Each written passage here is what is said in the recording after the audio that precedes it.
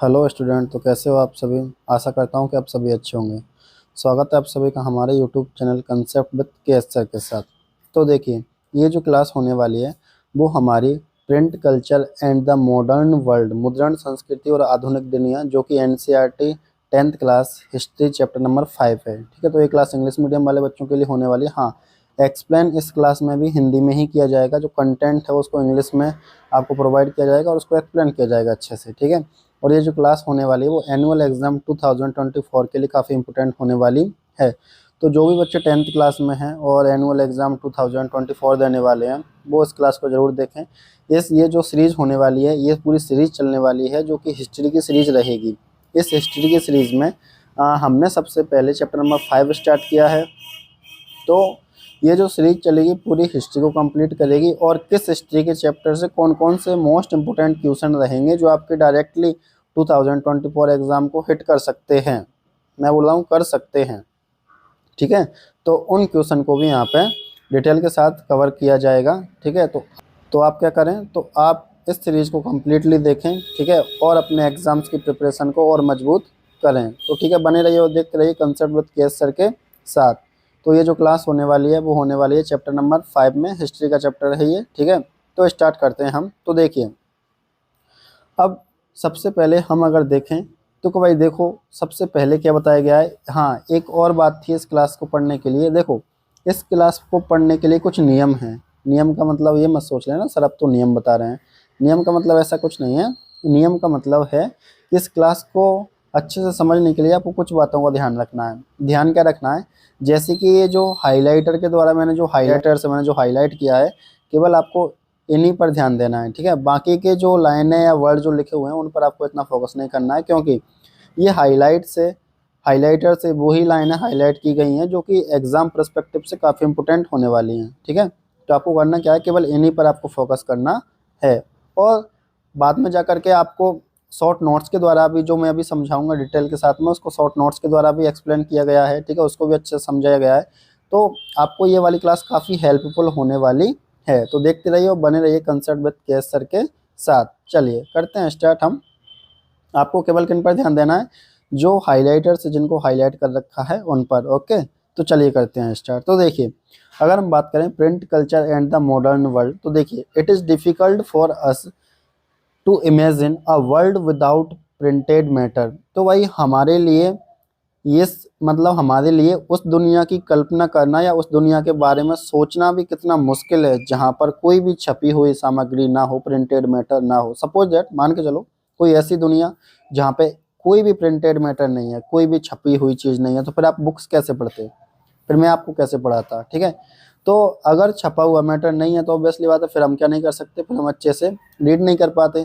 और आज तो आपने देखा होगा बच्चों, आजकल एडवर्टाइजमेंट में भी, ठीक है, छपाई का यूज़ किया जाता है, मतलब प्रिंट का यूज़ किया जाता है। भाई आप अपन किसी भी चीज़ का क्या करते हैं, प्रचार करते हैं, एडवर्टाइजमेंट करते हैं, तो ऑब्वियसली बात है पहले आपको क्या करना पड़ेगा, जो पंपलेट है आपका या जो बैनर जिसको बोलते हैं आपका है, उस पर आपको छपाई करवानी पड़ेगी, तो उसमें भी काम आती है। ठीक है, उसके बाद में अगर अपन देखें कैलेंडर वगैरह में भी छपा हुआ आता है, डायरीज वगैरह में भी छपा हुआ आता है। तो जो अभी जैसे कि अपन मूवी वगैरह या सीरियल वगैरह देखते हैं तो उनमें भी क्या है, उनमें भी प्रिंट टेक्निक का यूज़ किया गया है।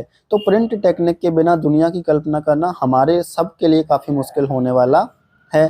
तो हम ऐसी दुनिया की कल्पना बिल्कुल नहीं करना चाहते हैं। ठीक है, अब आगे देखिए, वी फाइंड एविडेंस, मतलब हम बहुत सारे एविडेंस पाते हैं of print everywhere about us, हमारे चारों ओर प्रिंट के हम क्या पाते हैं, बहुत सारे एविडेंस पाते हैं। अब वो एविडेंस कौन कौन से हैं वो देख लेते हैं। देखिए, अब in books, journals, newspaper, prints of famous painting and also in everyday things like theatres, programmes, official circulars, calendars, diaries, advertisement, cinema posters at street corner. तो देखिए, हम हमारे डेली लाइफ की प्रोसेस में भी क्या है, बहुत सारे प्रिंटिंग टेक्निक के क्या पाते हैं, एग्जाम्पल देखते हैं। जैसे कि बुक्स देख लीजिए, आप सब स्टूडेंट हो तो आप तो क्या चारों तरफ बुक से घिरे हुए हो। ठीक है, उसके बाद में न्यूज़पेपर देख लीजिए आप, अखबार जो हमारे घर पर रोज आता है। ठीक है, फेमस पेंटिंग, जो अपने को पेंटिंग पसंद आती है, फेमस पेंटिंग का कॉस्ट भी काफ़ी ज़्यादा होता है। उसके बाद में अगर हम देखना चाहें तो एवरीडे थिंग में भी, जैसे कि बहुत सारे प्रोग्राम हो गए। ठीक है, उसके बाद में अगर हम देखना चाहें कैलेंडर देख सकते हैं, डायरी देख सकते हैं, एडवर्टाइजमेंट देख सकते हैं, cinema poster at street corner. तो देखिए जो सिनेमा पोस्टर, जैसे भी कोई नई मूवी आती है तो वो नई मूवी का पोस्टर लगता है ना कि भाई अभी कौन सी आई, कि अभी ये आई है, ठीक है। तो कोई भी नई मूवी आती है तो उसका पोस्टर लगता है। आपने गलियों के बाहर में बहुत सारे पोस्टर लगे हुए देखेंगे। तो ये सब क्या है, ये सब प्रिंटिंग टेक्निक के कारण ही तो हो पाया है। ये सब किसके कारण हो पाया है, प्रिंटिंग टेक्निक के कारण ही हो पाया है। तो बिना प्रिंटिंग टेक्निक के दुनिया की कल्पना करना हमारे लिए काफ़ी मुश्किल होता है, ठीक है। तो यहाँ तक मैं भी आपको अच्छे समझ में आया होगा। यहाँ तक हमने पढ़ा कि भाई बिना प्रिंटिंग टेक्निक के दुनिया की कल्पना अगर हम करें तो ये हमारे लिए काफ़ी मुश्किल होने वाला है, क्योंकि हम डेली लाइफ में बहुत सारी चीज़ें प्रिंटिंग टेक्निक से संबंधित देखते हैं, जैसे कि हमने बहुत सारे एग्जाम्पल देखे। अब चलते हैं हम थोड़ा आगे। देखिए, from its beginnings in East Asia, ठीक है। अब बात करें कि भाई प्रिंटिंग टेक्निक की स्टार्ट कहाँ से हुई, ठीक है, मतलब ये शुरुआत कहाँ से हुई इसकी, तो ईस्ट एशिया से हुई थी। कहाँ से हुई थी, ईस्ट एशिया से हुई थी। To its expansion in Europe and in India, और वहाँ से उसका एक्सपेंशन, वहाँ से उसका विस्तार कहाँ तक हुआ, यूरोप, और यूरोप से कहाँ तक हुआ, मतलब यूरोप और इंडिया तक हुआ, ठीक है। तो जो अगर कभी कभी क्वेश्चन आ जाए कि भाई प्रिंटिंग टेक्निक सबसे पहले कहाँ आई, तो ईस्ट एशिया में इसका सबसे पहले क्या हुआ, विकास हुआ, और ईस्ट एशिया के बाद में इसका जो एक्सपेंशन है, इसका जो विस्तार है, वो यूरोप और इंडिया तक हुआ है, ठीक है। अब आपको एक इमेज दिखाता हूँ मैं, देखिए आप ये इमेज देखिए आप, ये जो इमेज आप देख रहे हो, ये इमेज कब की है, जब प्रिंटिंग टेक्निक नहीं थी, जब प्रिंटिंग टेक्निक नहीं थी, जबकि ये इमेज है, आप अच्छे से इसको देख लीजिए। देखिए, जब प्रिंटिंग टेक्निक नहीं थी तो उस टाइम पर क्या होता था, उस टाइम पर सब अपने हाथों से, जैसे कि आपने देखा होगा ना सीरियल वगैरह में कि भाई कोई मोरपंख से लिख रहा है, कोई ब्रुश बना करके लिख रहा है, और एक छोटा सा कोई भी जैसे कि बर्तन होता है, उसमें क्या भरा होता है, उसमें इंक भरी होती है, इंक में डंडी को डुबोते हैं, या जिसको अपन मोरपंख बोलते हैं, या कोई ब्रुश जो लिखने के काम आ सकता है, उसको उसमें डुबोते थे, और उसके बाद में क्या करते थे, उसके बाद में लिखाई स्टार्ट करते थे। तो ये सब क्या है, ये डायग्राम बताता है अपने को कि जब प्रिंटिंग टेक्निक नहीं थी तो किताबों को ऐसे छापा जाता था। अब आप सोचिए कि भाई जब किताबों को ऐसे छापा जा रहा है तो कितना टाइम लगता होगा, काफ़ी सारा टाइम लगता होगा, क्योंकि देखो यहाँ पे छापने वाले कितने हैं भाई, यहाँ पे छापने वाले आप मान के चलिए कि 10 लोग हैं, 10 है नहीं, हालांकि फिर भी आप सपोज दैट मान लेते हैं, 10 लोग हैं, तो 10 लोग अगर पूरा दिन भी लिखेंगे तो भी एक किताब नहीं छप पाएगी ना भाई। तो उस वजह से क्या है कि इस तरीके से छपाई जब ये करते थे, कुल मिलाकर के जब ये दोबारा लिखने की प्रोसेस करते तो ये क्या है, काफ़ी टाइम कंज्यूमिंग प्रोसेस है। कैसी प्रोसेस है ये, टाइम कंज्यूमिंग प्रोसेस है, ठीक है। तो ये डायग्राम अपने को काफ़ी कुछ बताता है। ये डायग्राम कब का है, जब प्रिंटिंग टेक्नोलॉजी नहीं आई थी उस टाइम का ये डायग्राम है। अब चलते हैं थोड़ा सा आगे। देखिए, अब आता है हमारा फर्स्ट वाला टॉपिक, वो भी कौन सा है, द फर्स्ट प्रिंटेड बुक।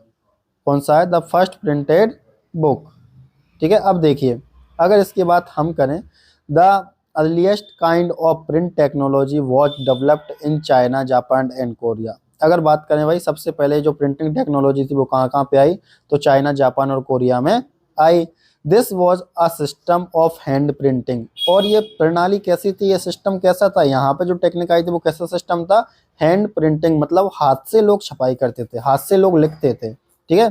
तो हैंड प्रिंटिंग टेक्निक यहाँ पे आई थी। आगे देखिए, from AD 594 onwards books in China were printed by rubbing paper, also invented there against the inked surface of wood blocks। तो बोला गया है कि भाई कैसे छापते थे, तो AD 594 के टाइम तक बुक्स कैसे छपती थी, जो पेपर होता था उसको वुड ब्लॉक्स के ऊपर क्या, सरफेस पर, उसकी सतह पर, सरफेस पर क्या रगड़ा जाता था, घिसा जाता था कुल मिलाकर के। उसके बाद में क्या होता था कि जो उस पर सांचे बने हुए थे वो सांचे किस पर छप जाते थे, वो सांचे पेपर पर छप जाते थे। तो इस टाइप से उस टाइम पे क्या की जाती थी, प्रिंट किया जाता था, किसी भी चीज़ को लिखा जाता था, प्रिंट किया जाता था। अगर आपको प्रिंट करना है तो एक वुड ब्लॉक होता था, मतलब लकड़ी के गट्ठे टाइप का होता था, उस पर क्या होते थे, सांचे वगैरह बने होते थे, उस पर इंक होती थी। जब अगर आपको कोई चीज़ छापनी है तो फिर क्या करना होता था, फिर आपको जो पेपर है उसकी सरफेस को उस पर रगड़ना पड़ता था, घिसना पड़ता था, फिर उसकी स्याही आपकी किस पर आ जाती, पेपर पर आ जाती थी। तो इस टाइप से वहाँ पे क्या होता था, इस टाइप से वहाँ पर प्रिंट किए जाती थी चीज़ों को, ठीक है। अब आगे चलते हैं, the traditional Chinese accordion book. अगर हम बात करें, देखो ट्रेडिशन मतलब होता है शैली, शैली को इंग्लिश में बोलते हैं स्टाइल, लिखने की कला, ठीक है। अगर कोई लिख रहा है तो लिखने की कला क्या होगी, कोई बोल रहा है बोलने का ट्रेडिशन मतलब बोलने की कला क्या होगी। तो ट्रेडिशन मतलब आ, यहाँ पे क्या है, ट्रेडिशन मतलब शैली है यहाँ पे, ठीक है। तो शैली मतलब स्टाइल मतलब कला। भाई स्टाइल कौन सी थी, तो अगर अगर बात कभी की जाए कि भाई चाइना में जो प्रिंट की जा रही थी, जो प्रिंटिंग हो रही थी, वो किस स्टाइल की थी, किस ट्रेडिशन की थी, ठीक है। तो वो अकॉर्डियन स्टाइल में थी, कुल मिलाकर के अकॉर्डियन ट्रेडिशन में थी, और उसको बोला जाता था अकॉर्डियन बुक, और उसको क्या बोलते थे, अकॉर्डियन बुक बोलते थे। Was folded and switched at the side, और उसको क्या किया जाता था, फोल्ड करके एक साइड से क्या कर दिया जाता था, बांध दिया जाता था। क्या कर दिया जाता था, बांध दिया। जैसे आजकल पिंच होता है, ठीक है, जब आप जेरोक्स वगैरह निकलवाते हो बच्चों, तो क्या पिंच करवाते हैं अपन उसको, उसी प्रकार उस टाइम पर क्या होता था, उस टाइम पर उसको बांध दिया जाता था। तो याद रखना है कि भाई चाइना में जो बुक वगैरह छपती थी वो किस ट्रेडिशन की थी, तो वो अकॉर्डियन ट्रेडिशन की थी, और उनको कहा जाता था अकॉर्डियन बुक, ठीक है। और उनको क्या किया जाता था, घुमा करके एक साइड से बांध दिया जाता था। यहाँ तक कंप्लीट है। अब देखो बच्चों, यहाँ पे एक वर्ड आया है, और ये वर्ड कौन सा है, ये वर्ड है आपका कैलीग्राफी। ये वर्ड कौन सा है, ये वर्ड है आपका कैलीग्राफी। ये आपको दिख रहा होगा यहाँ पर। तो ये कौन सा वर्ड है, ये कैलीग्राफी वर्ड है। तो ये कैलीग्राफी का मतलब क्या होता है, तो देखिए कैलीग्राफी का सिंपल मतलब है, भाई कैलीग्राफी का सिंपल मतलब होता है कि आपने देखा होगा ना कि कुछ बच्चे बच्चियां क्या करते हैं, बहुत स्टाइल में लिखते हैं अपने फ़ॉन्टों को, अपने जो अक्षर होते हैं उनको बड़े स्टाइल में लिखते हैं। और आजकल तो कंप्यूटर वाला ज़माना है, ठीक है, टेक्नोलॉजी इतनी आगे हो गई है। तो अभी क्या होता है, काफ़ी सारे फ़ॉन्ट स्टाइल आते हैं। तो ये जो फ़ॉन्ट स्टाइल आते हैं इतने सारे, तो अब देखिए, तो याद रखना कैलीग्राफी का मतलब है कि भाई कोई कितने स्टाइल से लिख सकता है, ठीक है। हिंदी में बोलते हैं इसको सुलेख, हिंदी में क्या बोलते हैं, सुलेख बोलते हैं। लेकिन आप समझने के लिए इतना समझें कि कैलीग्राफी का मतलब है कोई ऐसा फॉन्ट डिजाइनर जो फॉन्टों को बना करके बहुत अच्छी तरीके से लिखता है, उसको बोलते हैं कैलीग्राफर। क्या बोलते हैं उसको, कैलीग्राफर। और इस कला को क्या बोलते हैं, कैलीग्राफी बोलते हैं। और इस कला को क्या बोलते हैं, कैलीग्राफी बोलते हैं, ठीक है। तो अब आपको समझ में आया कि भाई कैलीग्राफी का मतलब क्या होता है। तो कैलीग्राफी का मतलब आपको याद रखना है, कैलीग्राफी का मतलब है कि भाई लिखने की कला, लिखने की स्टाइल, कौन कितने अच्छे फॉन्टों में लिखता है। अब अपन चलते हैं, देखिए आगे। अब देखिए यहाँ पे क्या किया गया है बच्चों, कुछ वर्ड को मैंने क्या किया है कि दूसरे कलर से हाईलाइट किया है, और पूरी लाइन को दूसरे कलर से हाईलाइट किया है। तो आपको ये ध्यान रखना है, जो ये वाला कलर है, जैसे कि 17 लिखा हुआ है, ठीक है, तो 17 जो लिखा हुआ है इसको मैंने दूसरे कलर से हाईलाइट किया है, जबकि पूरी लाइन को मैंने अलग कलर से हाईलाइट किया है। तो इसका मतलब ये है कि आपको ये वर्ड इंपॉर्टेंट याद रखना है कि 17वीं सेंचुरी में क्या हुआ, ब्लूम्ड मतलब क्या होता है, डाइवर्सिफाइड मतलब क्या होता है, ये सारी चीज़ें आपको ध्यान रखना है, ठीक है। अब देखिए, वाई द 17वीं सेंचुरी मतलब 17वीं शताब्दी में as urban culture bloomed in China, तो चाइना में क्या विकसित हो गया, अर्बन कल्चर विकसित हो गया था। तो याद रखना है कि भाई 17वीं सेंचुरी में क्या हुआ, चाइना में अर्बन कल्चर विकसित हो गया था। The usages of print diversified, और फिर क्या हुआ कि प्रिंट टेक्नोलॉजी के यूज में, उसके उपयोग में क्या आई, काफी विविधता आई, काफी डाइवर्सिटी आई, ठीक है। क्योंकि देखो बच्चों, किसी भी सिटी में ऑब्वियसली बात है कि अगर अर्बन कल्चर ब्लूम्ड होगा, मतलब शहरी संस्कृति जिसको अपन बोलते हैं, शहरी कल्चर अगर विकसित होगा, तो फिर क्या होगा, ऑब्वियसली बात है लोगों की ज़रूरतें होंगी, और लोगों की ज़रूरतें होंगी तो लोग अपनी ज़रूरत पूरी करने के लिए कुछ ना कुछ करेंगे। तो कुछ भी करेंगे लोग, तो ऑब्वियसली बात है प्रिंट टेक्निक तो उनको चाहिए ही चाहिए। आप कोई काम स्टार्ट करोगे तो प्रचार के लिए प्रिंट टेक्निक चाहिए, आप बुक्स पढ़ोगे तो छापने के लिए प्रिंट टेक्निक चाहिए, आप कोई भी काम करोगे तो प्रिंट टेक्निक अधिकतर चाहिए 90% केसों में, ठीक है। तो फिर क्या हुआ, जैसे ही चाइना में अर्बन कल्चर ब्लूम्ड हुआ, मतलब शहरी संस्कृति विकसित हुई, तो फिर वहाँ पे क्या हुआ, जो प्रिंट टेक्निक थी उसमें काफ़ी डाइवर्सिटी आई। आगे देखिए, रीडिंग इंक्रीजिंगली बिकम आ लेस्यर एक्टिविटी, और वहाँ पर क्या हुआ, जो पढ़ने की जो मतलब पढ़ना था उसमें कुल मिलाकर के पढ़ाई में वृद्धि हुई, ठीक है। लोग पढ़ाई की तरफ ज़्यादा क्या हुए, ज़्यादा अग्रसर हुए, मतलब लोगों ने पढ़ना ज़्यादा स्टार्ट किया। और पढ़ाई वहाँ पर एक कैसी एक्टिविटी बन गई, ऐसी एक्टिविटी बन गई कि भाई पढ़ाई उनके लिए क्या थी, आरामदायक कार्य था। पढ़ाई उनके लिए क्या थी, आरामदायक कार्य था। और ऑब्वियसली बात है, जब आपको स्टडी में इंटरेस्ट आने लगता है तो फिर क्या होता है, पढ़ाई काफ़ी अच्छी लगती है, ठीक है, स्टडी काफ़ी अच्छी लगती है अगर आप उसको क्या करते हो, इंटरेस्ट के साथ पढ़ते हो, ठीक है।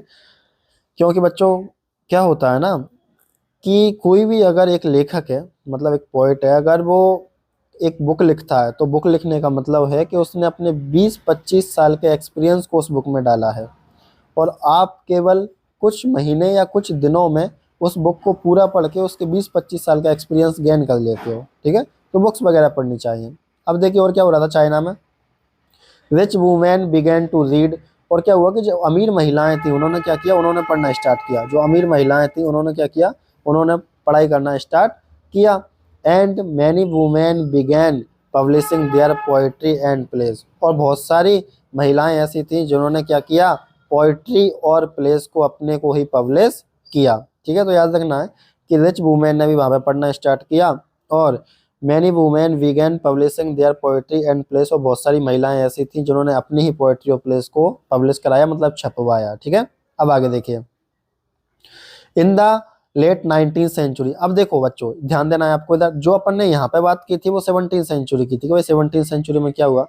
अब यहाँ पे अपन बात कर रहे हैं 19th सेंचुरी में क्या हुआ वहाँ पे। तो देखिए अगर हम 19th सेंचुरी की बात करें, 19th century as western power established their output in China. तो क्या हुआ 19th सेंचुरी में जो वेस्टर्न पावर थी उन्होंने अपनी आउटपुट मतलब अपनी चौकियां कहाँ पर स्थापित की, चाइना में स्थापित की। और Shanghai become the hub of the new print culture. और जो सांघाई था वहाँ का वो क्या बन गया, प्रिंट के लिए एक प्रिंट कल्चर का एक हब बन गया, ठीक है। प्रिंट कल्चर का क्या बन गया, एक हब बन गया। जैसे कि कोटा को बोला जाता है ना एजुकेशन हब, क्योंकि वहाँ पे क्या होता है स्टूडेंट ज़्यादा है पढ़ने वाले, वहाँ पे एजुकेशन का क्रेज है। उसी प्रकार यहाँ पे क्या हुआ है कि सांघाई क्या बन गया, सांघाई एक प्रिंट कल्चर का हब बन गया। आगे देखिए, catering to the western style और स्कूल। और वो भी किसके लिए, जो वेस्टर्न स्टाइल स्कूल होते थे उनके लिए यहाँ पर ज़्यादातर क्या की जाती थी, प्रिंट की जाती थी।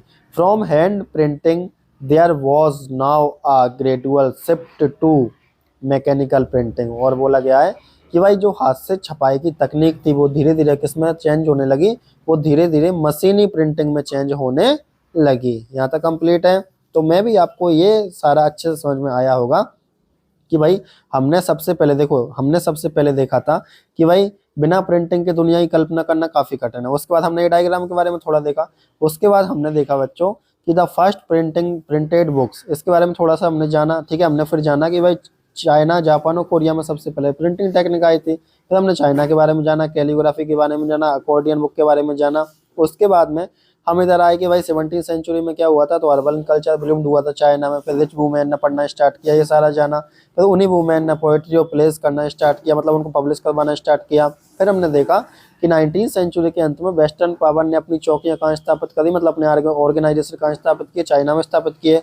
और सांघाई वहाँ का क्या बन गया, सांघाई वहाँ का बन गया एक क्या बन गया, प्रिंट कल्चर हब बन गया। क्या बन गया, प्रिंट कल्चर हब बन गया, जो वहाँ का सांघाई शहर है। आगे देखिए, अब आता है हमारा प्रिंट इन जापान। क्या आता है, प्रिंट इन जापान। अब देखिए सबसे पहले हमने देखा कि भाई प्रिंट कहाँ पे आई थी, चाइना में आई थी। अब चाइना से जापान कैसे पहुंची वो हम इस वाले टॉपिक में देखने वाले हैं। तो देखिए, Buddhist missionaries from China introduced hand printing technology into Japan around AD 768 to 770, मतलब 768 टू 770। तो बोला गया है कि भाई देखो, चाइना से जापान प्रिंटिंग टेक्निक को कौन लेकर के आया, तो बुद्धिस्ट मिशनरीज लेकर के आए। जो बुद्धिस्ट प्रचारक थे वो लेकर के आए। देखो एडी मतलब क्या होता है बच्चों, एनो डोमिनो। क्या होता है, एनो डोमिनो होता है एडी मतलब, ठीक है। जैसे कि आपने बीसी देखा हुआ, बिफोर क्राइस्ट, उसी प्रकार एडी मतलब एनो डोमिनो। तो अब देखिए, तो बोला गया है कि जो बुद्धिस्ट मिशनरी थे वो क्या कर वो उन्होंने क्या किया, वो चाइना से जो प्रिंटिंग टेक्नोलॉजी थी उसको कहाँ लेकर के आए, जापान लेकर के आए थे, ठीक है। अब आगे देखिए, the oldest Japanese book printed in AD 868। और बोला गया है कि जापान की सबसे जो पुरानी किताब थी उसको कब छापा गया, तो उसको एडी 868 में छापा गया। और वो भी is the Buddhist diamond Sutra, underline कर लेना है इसको। और इस बुक का क्या नाम था, बुद्धिस्ट डायमंड सूत्रा। क्या नाम था इस बुक का, तो इस वाली बुक का नाम था बुद्धिस्ट डायमंड सूत्रा। देखिए इस वाली बुक का नाम है बुद्धिस्ट डायमंड सूत्रा। क्या नाम है इसका, बुद्धिस्ट डायमंड सूत्रा, इस वाली बुक का नाम है, ठीक है। तो अब समझ में आया आपको। अब आगे देखिए, अब अगर आगे हम बात करें तो अब मैं आपको दिखाता हूँ बुद्धिस्ट डायमंड सूत्रा बुक। ये जो बुक आपको दिख रही है एक पेज है ये, और ये पेज किसका है, ये पेज है बुद्धिस्ट डायमंड सूत्रा बुक का। किसका है ये पेज? बुद्धिस्ट डायमंड सूत्रा बुक का ये पेज है। डायमंड सूत्रा का एक पन्ना या एक पेज है ये। समझ में आ रहा है क्या आपको? ये वाला बुद्धिस्ट डायमंड सूत्रा में क्या लिखा हुआ है, मुझे तो बिल्कुल भी नहीं आ रहा है। ठीक है, तो ये जापानी लैंग्वेज होगी मैं भी। तो बुद्धिस्ट डायमंड सूत्रा क्योंकि जापान की बुक है, तो ये कौन सी बुक है? बुद्धिस्ट डायमंड सूत्रा है, जापान की सबसे पुरानी बुक है। ठीक है, तो मैं भी आपको यहाँ तक अच्छे से कंप्लीटली समझ में आया होगा। अपन ने ये भी देख लिया कि बुद्धिस्ट डायमंड सूत्रा जापान की सबसे ओल्डेस्ट बुक है। ठीक है, जो कि कब प्रिंट की गई थी? AD 868 में। ठीक है, यहाँ तक समझ में आया। अब चलते हैं अपन थोड़ा आगे। अब देखिए, अब अगर हम बात करें तो देखिए ध्यान से, libraries and book store were packed with hand printed materials और वेरियस टाइप। तो बोला गया है कि लाइब्रेरीज और बुक स्टोर मतलब किताबों की दुकान है, were packed with hand printed material, मतलब लाइब्रेरी और किताबों की जो दुकानें थी उनमें जो प्रिंटेड मटेरियल था वो भर भर के था कुल मिलाकर के। मतलब उनमें प्रिंटेड मटेरियल बहुत सारा था और वेरियस टाइप और अलग अलग टाइप का था। जैसे कि बुक्स ऑन वुमेन, महिलाओं के लिए किताबें थी। म्यूजिकल इंस्ट्रूमेंट के लिए इंस्ट्रूमेंट पर किताबें थी। ठीक है, कैलकुलेशन मतलब वो मैथमेटिक्स पर किताबें थी। टी सेरेमनी पर किताबें थी। फ्लावर मतलब फूल साजी पर किताबें थी। ठीक है, उसके बाद में तो ये सब फ्लावर अरेंजमेंट्स, उसके बाद में प्रॉपर इक्विटी, इन सब पर प्रॉपर इक्विटी मतलब शिष्टाचार, कुल मिलाकर के अच्छी बातें हैं। ठीक है, तो इन सब पर क्या थी? बुक्स थी। कुकिंग एंड फेमस प्लेस, तो बोला गया है कि खाने बनाने से लेकर के और अच्छे अच्छे स्थानों के बारे में भी क्या थी? किताबें थी। तो देखिए, तो बोला गया है कि भाई जापान में भी क्या हो रहा था? जापान में भी पढ़ने का कल्चर विकसित हो रहा था।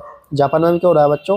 जापान में भी पढ़ने का कल्चर विकसित हो रहा है। और वहाँ की जो लाइब्रेरी और बुक स्टोर है, मतलब लाइब्रेरी और किताबों की जो दुकान है वो किससे भर गई थी? प्रिंटेड मटेरियल से भर गई थी। और वहाँ पे अलग अलग टाइप के उन सब के लिए बुक्स थी। अलग अलग टाइप की क्या थी? उन सब के लिए बुक्स थी। अब चलते हैं अपन थोड़ा आगे। तो देखिए, अब देखो, अपन ने अभी तक क्या पढ़ा है? अपन ने पढ़ा है तो चाइना के बारे में पढ़ा, जापान के बारे में पढ़ा, और अपन ने पढ़ा कि प्रिंट टेक्नोलॉजी कहाँ कहाँ पे आई थी। तो अब अपन देख लेते हैं थोड़ा शॉर्ट नोट्स के अकॉर्डिंग। भाई अगर आपको ऐसे समझ में नहीं आया होगा तो शॉर्ट नोट्स के अकॉर्डिंग आएगा। ठीक है, तो मैं आपको समझा के ही लाऊंगा और आपको समझना ही पड़ेगा। अगर आप अच्छे से पढ़ोगे तो आराम से समझ में आ जाएगा बच्चों। ठीक है, तो देखिए, प्रिंट टेक्नोलॉजी, तो प्रिंट टेक्नोलॉजी सबसे पहले चाइना, जापान और कोरिया में आई। अपन ने यहाँ तक देखा हो, चाइना में जो प्रिंट टेक्नोलॉजी आई थी वो कैसी थी? हैंड प्रिंटिंग सिस्टम था। कैसा था? हैंड प्रिंटिंग सिस्टम था। हमने यहाँ तक देखा। देखिए अब, तो सबसे पहले प्रिंटिंग टेक्नोलॉजी कहाँ आई? जापान, चाइना, जापान और कोरिया में आई थी। और चाइना में जो हैंड प्रिंटिंग टेक्नोलॉजी आई थी वो कैसी थी? हैंड प्रिंटिंग सिस्टम था। क्या सिस्टम था वो? हैंड प्रिंटिंग सिस्टम था। ठीक है, अब आगे देखिए, अब अगर हम आगे बात करें तो हमने देखा था कि AD 594 में भाई वहां पे rubber ring rubbing paper against their inked surface of would block, कुल मिलाकर के कि भाई वहां पे बुक कैसे छपती थी? तो जो वुड ब्लॉक होता था उस पर पेपर को क्या किया जाता था? उसकी सरफेस पर, उसकी सतह पर पेपर को रगड़ा जाता था। और जो वहाँ पे किताबें छपती थी उनका ट्रेडिशन कौन सा था? अगर हम बात करें कि भाई जो किताबें छपती थी उनका ट्रेडिशन कौन सा था? तो अकॉर्डियन शैली था। कैसा था? अकॉर्डियन शैली उनका ट्रेडिशन था। उसके बाद हमने 17वीं सेंचुरी की बात की। तो 17वीं सेंचुरी में अर्बन कल्चर ब्लूम्ड हुआ। कहाँ पर? चाइना में। अर्बन कल्चर कहाँ ब्लूम्ड हुआ? चाइना में विकसित हुआ। हमने ये देखा था, अर्बन कल्चर ब्लूम्ड हुआ मतलब शहरी संस्कृति विकसित हुई। ठीक है, अब जैसे ही शहरी संस्कृति विकसित हुई तो प्रिंट यूज डाइवर्सिटीफाई, तो फिर क्या हुआ कि प्रिंट के उपयोग में काफ़ी डाइवर्सिटी आई। हमने ये भी देखा था। उसके बाद हमने देखा कि भाई देखो, रीडिंग मतलब पढ़ना क्या बन गया? एक लेस्चर एक्टिविटी बन गया, मतलब आरामदायक कार्य बन गया। उसके बाद हमने देखा कि जो रिच वुमेन थी उन्होंने भी क्या किया? विगेन टू रीड, उन्होंने भी पढ़ाई करना स्टार्ट किया। और रिच वुमेन ने क्या किया? पब्लिशिंग पॉवर्टी एंड प्लेस, और उन्होंने क्या किया? अपने ही बहुत सारे पॉवर्टी और प्लेस को क्या किया? उन्होंने पब्लिश करवाया। यहाँ तक हमने देखा था। उसके बाद हमने देखा था कि 19वीं सेंचुरी में western power establish output in China, कि भाई 19वीं सेंचुरी में क्या हुआ कि वेस्टर्न पावर ने चाइना में क्या किया? जो वेस्टर्न पावर कंट्रीज थी उन्होंने क्या किया? चाइना में अपने आउटपुट मतलब अपनी क्या चौकियां, मतलब अपने ऑर्गेनाइजेशन स्थापित किए थे। और जो शंघाई शहर है वहाँ का, तो शंघाई शहर क्या बन गया वहाँ का? शंघाई शहर वहाँ का बन गया become new hub print culture, print culture का एक नया हब बन गया। वो भी कौन सा शहर? शंघाई शहर। कौन सा शहर बन गया? शंघाई शहर बन गया था। ठीक है, यहाँ तक हुआ। अब आगे देखिए, आगे हमने बात की थी जापान के बारे में। आगे किसके बारे में बात की थी हमने, आगे हमने जापान के बारे में बात की थी बच्चों। और हमने देखा था कि भाई चाइना से जापान प्रिंटिंग कैसे आई, तो कौन लेकर के आया यहाँ से यहाँ तक इसको, तो बुद्धिस्ट मिशनरी लेकर के आए थे। कौन लेकर के आए थे, तो इसको बुद्धिस्ट मिशनरी लेकर के आए थे, हमने ये भी देखा था। अब आगे देखिए, ठीक है। तो बुद्धिस्ट मिशनरीज लेकर के आए थे, वो भी कब, एडी 768 टू 770 के बीच में कौन लेकर के आए थे, बुद्धिस्ट मिशनरी लेकर के आए थे। उसके बाद हमने देखा था बच्चों कि जो ओल्डेस्ट जापानीज बुक है, कि भाई जो ओल्डेस्ट जापानीज बुक है उसका नाम क्या है, तो उसका नाम है डायमंड सूत्र। क्या नाम है उसका, डायमंड सूत्र नाम है, जो कि कब छपी थी, एडी 868 में ये छपी थी। कब छपी थी, एडी 868 में इसको पब्लिश किया गया था। आगे देखिए, अब मतलब छापा गया था, प्रिंट करवाया गया था, ठीक है। अब देखिए बोला गया है, libraries and book store were packed with hand printed material. जैसा कि मैंने आपको बताया कि भाई लाइब्रेरी और जो किताबों की दुकानें थी, बुक स्टोर थी, वो सब क्या हो गई, वो प्रिंटेड मटेरियल से क्या हो गई, भर गई थी। किससे भर गई थी, प्रिंटेड मटेरियल से भर गई थी। मतलब उस टाइम तक क्या हो गया, पढ़ने का क्रेज ज़्यादा बढ़ गया था, ठीक है। पढ़ने का क्रेज काफ़ी हो रहा था, लोगों को पढ़ाई काफ़ी पसंद आ रही थी बच्चों उस टाइम पर। तो फिर क्या हुआ, क्योंकि पहली बार उन्होंने पढ़ना स्टार्ट किया, तो फिर क्या हुआ कि भाई जो प्रिंट कल्चर है वो क्या हुआ, प्रिंट कल्चर को और आगे बढ़ाना पड़ा। क्योंकि लोग क्या करने लगे, अब लोग ज़्यादा से ज़्यादा क्या करने लगे, पढ़ाई करने लगे। क्योंकि देखो रिच महिलाएं भी पढ़ रही हैं और वो खुद की क्या कर रही हैं, अपनी ही पोइट्री और अपनी ही किसको, प्लेस को क्या कर रही थी, पब्लिश कर रही थी। तो यहाँ तक अपन ने क्या देखा, तो यहाँ तक हमने देखा कि प्रिंट कल्चर हमने सबसे पहले चाइना के बारे में पढ़ लिया भाई, चाइना के बारे में, ठीक है। उसके बारे में हमने जापान के बारे में पढ़ लिया बच्चों, ठीक है। अब चलते हैं हम आगे, तो मैं भी यहाँ तक आपको अच्छे समझ में आ गया होगा। अब चलते हैं अपन थोड़ा सा आगे, तो देखिए अब बात करते हैं, हमारा जो नेक्स्ट टॉपिक है वो है print comes to Europe. Next topic हमारा कौन सा है, प्रिंट कम्स टू यूरोप, कि भाई जो प्रिंट टेक्निक है वो यूरोप कैसे आई। तो देखिए, for centuries silk and spice from China followed into Europe through the silk route. तो बोला गया है कि भाई कुछ दशक पहले, मतलब कुछ सेंचुरी पहले क्या होता था कि सिल्क और जो मसाले हैं, स्पाइस हैं, वो सब चाइना जाते थे, चाइना से यूरोप जाते थे। वो भी किस रास्ते के द्वारा, सिल्क रूट के द्वारा, मतलब सिल्क रास्ते के द्वारा वो जाते थे। तो याद रखना है कि देखो पहला वाला पॉइंट क्या बोलता है, पहला वाला पॉइंट बोलता है कि भाई जो सिल्क और मसाले हैं वो कहाँ से यूरोप पहुंचते थे, और यूरोप किस रास्ते के द्वारा जाते थे, तो सिल्क रूट के द्वारा जाते थे इन द 11th सेंचुरी। अब देखो इसको मैंने अलग कलर से हाईलाइट कर दिया, तो आपको भी एज इट इज ऐसा ही करना है, ठीक है। इन द 11th सेंचुरी, अगर 11वीं शताब्दी की बात करें, Chinese paper reached Europe by a same route, और चाइनीज पेपर जो था वो भी इसी रास्ते के द्वारा कहाँ पहुंचा, यूरोप पहुंचा। इसी रास्ते के द्वारा कहाँ पहुंचा, यूरोप पहुंचा। तो याद रखना है आपको कि यूरोप में प्रिंटिंग टेक्निक कहाँ से गई, चाइना से गई थी, ठीक है। जापान में प्रिंटिंग टेक्निक कहाँ से गई थी, तो ऑब्वियसली बात है भाई चाइना से गई थी, हमने देखा था। और जापान में प्रिंटिंग टेक्निक लेकर कौन आया था, तो बुद्धिस्ट मिशनरीज लेकर के आए थे, जो बुद्धिस्ट प्रचारक होते हैं वो लेकर के आए थे, ठीक है। उसके बाद हमने देखा कि यूरोप में कहाँ से आई थी भाई प्रिंटिंग टेक्निक, तो यूरोप में प्रिंटिंग टेक्निक आई थी चाइना से, वो भी किस रास्ते के द्वारा, सिल्क रूट के द्वारा, ठीक है। अब आगे देखिए आप, then in 1295 Marco Polo a great explorer. अब क्या हुआ कि एक एक्सप्लोरर थे, मतलब एक खोजकर्ता थे, जिनका क्या नाम है, मार्को पोलो, जिनका नाम है, जिनका नाम क्या है, मार्को पोलो जिनका नाम है, return to Italy after many year of exploration in China. तो इन्होंने क्या किया, ये मतलब चाइना में थे, और चाइना में क्या कर रहे थे, खोज कर रहे थे चाइना में। तो मार्को पोलो जो कि खोज करता है, ये चाइना में खोज कर रहे थे, और बहुत सालों बाद ये क्या कहे, इटली वापस गए। बहुत सालों बाद क्या हुए, ये इटली वापस गए, ठीक है। अब देखिए अपन ने देखा कि भाई चाइना में क्या थी, चाइना में प्रिंटिंग टेक्निक थी, और ये जो एक्सप्लोरर हैं, मतलब ये जो क्या हैं, ये जो खोजकर्ता हैं, चाइना से कहाँ गए थे, इटली वापस गए थे। तब जो ये इटली वापस गए, तो ऑब्वियसली बात है इनको प्रिंटिंग टेक्निक आती होगी, तो क्योंकि चाइना में ही रह रहे थे, और जब अपने देश में कोई टेक्नोलॉजी आती है, तो ऑब्वियसली बात है अगर अपन वहाँ रह रहे होते हैं, किसी भी देश में, सपोज दैट आप कहीं पर रह रहे हो किसी स्थान पर, और आप वहाँ पे खोज कर रहे हो और वहाँ पे कोई टेक्निक चलती है, कोई टेक्नोलॉजी चलती है, तो ऑब्वियसली बात है आप भी उसको सीख ही जाते हो, ठीक है। और नहीं सीखोगे तो अगर वो टेक्निक आपके गाँव वगैरह के लिए काम आने वाली है तो आपको फिर क्या करोगे, आप उसको सीखना चाहोगे, फिर सीख जाओगे आप, ठीक है। तो उसी प्रकार जो मार्को पोलो थे ये एक खोजकर्ता थे, तो ये एक्सप्लोरेशन कर रहे थे, मतलब खोज कर रहे थे कहाँ पे, चाइना में, ठीक है। और कुछ बहुत सालों बाद में क्या हुआ, ये मतलब कुछ सालों बाद ही क्या हुआ, ये वापस चाइना लौटे। वापस कहाँ लौटे, ये चाइना लौटे।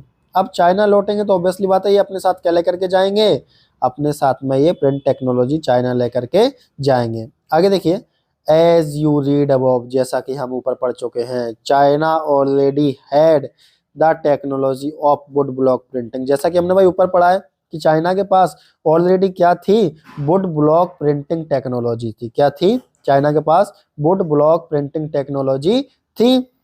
Marco Polo brought this knowledge back with him, और जो मार्को पोलो थे जो कि कौन थे, एक एक्सप्लोरर थे, वो अपने साथ इस टेक्नोलॉजी को कहाँ ले गए, इटली ले गए। कहाँ ले गए, इटली ले गए थे, ठीक है। तो याद रखना है आपको कि भाई चाइना में मार्को पोलो एक एक्सप्लोरर के रूप में काम कर रहे थे, मतलब एक खोजकर्ता के रूप में काम कर रहे थे।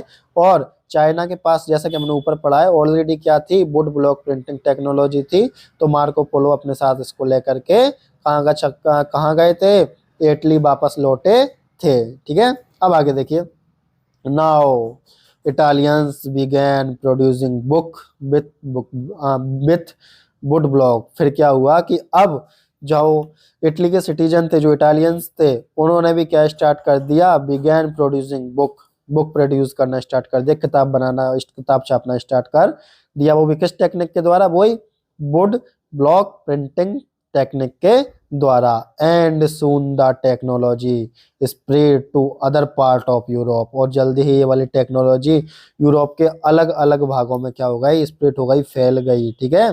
तो यहाँ तक आपको याद रखना है। तो अब समझ में आया आपको कि भाई यूरोप में प्रिंटिंग टेक्निक चाइना से कैसे गई, तो मार्को पोलो लेके गए थे, वो भी कब, 1295, 1295 में, ठीक है। अब आगे आ जाइए। अब अगर आगे बात करें, as the demand for books increased book seller. अब क्या हुआ, जैसे ही किताबों की डिमांड बढ़ी, ठीक है। अब ऑब्वियसली बात है भाई, जब देखो पढ़ना क्या है, पढ़ना एक बहुत अच्छी क्या है, प्रोसेस है। पढ़ने में क्या है, एक तो आपका मेंटली हेल्थ विकसित होता है, प्लस कभी आप बोर नहीं होते हो। अगर आपकी किताबों से दोस्ती हो जाए तो आप कभी बोर नहीं होने वाले हो। तो और उस टाइम पर तो क्या हुआ था, पहली बार लोगों ने पढ़ना स्टार्ट किया था, तो उनको कहानियाँ, ज्ञान की बातें जब उन्होंने सुनी तो फिर उनको काफ़ी ज़्यादा इंटरेस्ट आया। तो बुक्स की डिमांड क्या है, अचानक बढ़ने लगी। आगे देखिए, book seller all over Europe began exporting books to many different countries. और जो बुक सेलर थे, मतलब जो किताब बेचने वाले थे, वो क्या करने लगे, all over Europe began exporting, पूरे यूरोप में किताबें बेचने लगे, एक्सपोर्ट करने लगे books to many different countries, और अलग दुनिया के अलग अलग देशों में क्या करने लगे, बुक्स का एक्सपोर्ट करने लगे। मतलब भाई बुक सेलर जो है, किताब बेचने वाले, वो तो चाहते हैं कि भाई उनका धंधा बढ़े। भाई कोई भी बिजनेसमैन हो या बुक सेलर हो या दुकान वाला हो, वो यही चाहेगा कि भाई उसका धंधा ज़्यादा से ज़्यादा बढ़े, ठीक है। तो ये क्या करने लगे, फिर जैसे ही बुक्स की डिमांड बढ़ी तो पूरी दुनिया में ये क्या करने लगे, बुक्स को बेचने लगे, बुक्स को एक्सपोर्ट करने लगे, जो कि एक अच्छी बात है। भाई जो बुक सेलर है वो क्या करता है, वो स्टूडेंट और जो बुक प्रिंट करता है उसके बीच में क्या करता है, मीडिएटर का काम करता है, मध्यस्थ का काम करता है। और जो मीडिएटर होता है, जो बुक सेलर होता है, वही तो स्टूडेंट के लिए क्या करता है, बुक प्रोवाइड कराता है। खैर अब तो ऑनलाइन वाला जमाना है, लेकिन वहां पर भी कोई ना कोई मीडिएटर तो है, ऑनलाइन में भी मीडिएटर होते हैं। यहाँ तक समझ में आया। अब आगे चलिए, बुक फेयर्स, बुकों के मेले लगने लगे, किताबों के मेले लगने लगे, were held at a different place. तो बोला गया है कि अलग अलग जगहों पर क्या लगने लगे, किताबों के मेले लगने लगे। Production of hand written manuscript was also organised in new way to meet the expand demand.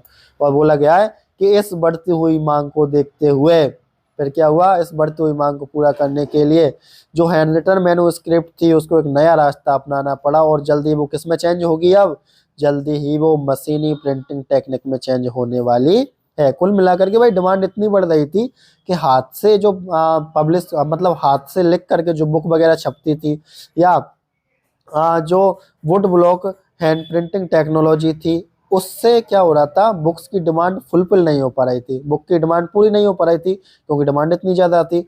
तो फिर क्या हुआ, ये जल्दी ही इन्होंने एक रास्ता अपनाना पड़ेगा और ये किस में चेंज होगी, ये मशीनी टेक्निक में चेंज हो जाएगी। आगे देखिए, but the production of hand written manuscript could not satisfy the ever increasing demand for books.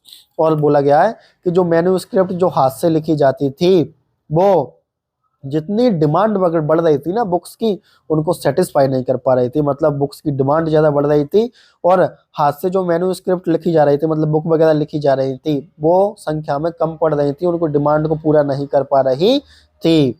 कॉपिंग was an expensive, और कॉपी कराना काफी खर्चीला काम था उस पर। क्या था उस टाइम पर, कॉपी कराना किसी बुक को काफी खर्चीला काम था, laborious and time consuming business. और कैसा था कि इसमें लेबोरियस मतलब काफी मजदूर लगते थे और ये टाइम कंज्यूमिंग बिजनेस था, मतलब इसमें क्या, समय भी बहुत ज्यादा लगता था। तो याद रखना है, हमने देखा भाई कि देखो रीडिंग कल्चर बढ़ा, रीडिंग कल्चर जैसे ही बढ़ा तो ऑब्वियसली बात है बुक्स की डिमांड बढ़ेगी। जैसे ही बुक्स की डिमांड बढ़ी तो जो वहाँ के बुक सेलर थे उन्होंने क्या किया, पूरी दुनिया में अलग अलग देशों में बुक बेचना स्टार्ट किया। ठीक है, बुक एक्सपोर्ट करना स्टार्ट किया। और अगर हम देखें तो भाई डिमांड इतनी थी कि जो हैंड रिटन मैन्युस्क्रिप्ट थी वो उनकी डिमांड को फुलफिल नहीं कर पा रही थी। जो पाठक वर्ग था, जो पढ़ने वाले लोग थे, जो बुक्स की डिमांड कर रहे थे, उनकी डिमांड को पूरा नहीं कर पा रही थी। और उस टाइम पर कॉपी करवाना किसी बुक का काफी एक्सपेंसिव, काफी खर्चीला काम था और उसमें मजदूर काफी लगते थे और काफी टाइम कंज्यूमिंग बिजनेस था। अब आगे देखिए, why the early 15th century, अगर बात करें 15वीं शताब्दी के पहले, wood blocks were being widely used in Europe to print textile. तो बोला गया है कि जो वुड ब्लॉक होता था उससे प्रिंटिंग होती थी, ठीक है, और प्रिंट टेक्सटाइल वो भी किस पर, अगर वो भी हम बात करें तो कपड़े का इस्तेमाल करके प्लेइंग कार्ड और ताश के कार्ड पर, ताश के पत्तों पर, and religious picture with simple brief text. और बोला गया है कि भाई धार्मिक चित्र भी छापे जाते थे, धार्मिक चित्र भी किए जाते थे। और बोला गया है कि धार्मिक चित्र भी छापे जाते थे और ब्रिफ टेक्स्ट और कुछ टिप्पणियां भी लिखी जाती थी इसके ऊपर। क्या लिखी जाती थी, कुछ टिप्पणियां भी लिखी जाती थी। ठीक है, अब आगे देखिए, there was clearly a great need for even quicker and cheaper reproduction of text। और बोला गया है कि भाई जाहिर है कि किताबें छापने के लिए इससे भी तेज और सस्ती प्रिंट टेक्निक की जरूरत है। और बोला गया है there was clearly a great need for even quicker and cheaper reproduction of text, कि भाई किताबें छापने के लिए या टेक्स्ट लिखने के लिए इससे भी सस्ती और जल्दी प्रिंटिंग टेक्निक चाहिए थी। This could only B with the invention of a new print technology. और आगे बोला गया है, और ऐसी छपाई की जो टेक्निक है वो एक नए आविष्कार से ही, नए इन्वेंशन, न्यू इन्वेंशन से ही संभव होने वाली थी। The breakthrough occurred at Strasbourg, Germany, where Johann Gutenberg developed the first non-printing press in the 1430s। और बोला गया है कि देखिए वो 1430 के दशक, मतलब 1430s में जो जोहान गुटेनबर्ग थे, जो कि कहाँ के, स्ट्रासबर्ग जर्मनी के हैं, इन्होंने क्या किया, ये कर दिखाया। कुल मिलाकर के इन्होंने फर्स्ट नॉन प्रिंटिंग प्रेस का आविष्कार कर दिया। ठीक है, तो किन्होंने किया था सबसे पहले, तो एक प्रिंटिंग प्रेस का आविष्कार सबसे पहले किसने किया है, जोहान गुटेनबर्ग ने किया है। किन्होंने किया है, जोहान गुटेनबर्ग ने किया है। ठीक है, अब देखते हैं हम आगे। तो देखिए इस वाले में हमने देखा, ये वाला पूरा हमने किसके बारे में पढ़ा, प्रिंट कम्स टू यूरोप, कि भाई यूरोप में प्रिंटिंग टेक्नोलॉजी कैसे आई थी। और अब किसके बारे में पढ़ेंगे, हमने लास्ट में देखा कि जोहान गुटेनबर्ग जो कि स्ट्रासबर्ग जर्मनी में है, इन्होंने क्या किया है, इन्होंने फर्स्ट नॉन प्रिंटिंग प्रेस इन्होंने लेकर के ये आए हैं, इसका आविष्कार इन्होंने किया थे। तो अब हम किसके बारे में पढ़ेंगे, अब हम पढ़ेंगे जोहान गुटेनबर्ग के बारे में। किसके बारे में पढ़ेंगे, जोहान गुटेनबर्ग के बारे में अब हम पढ़ने वाले हैं।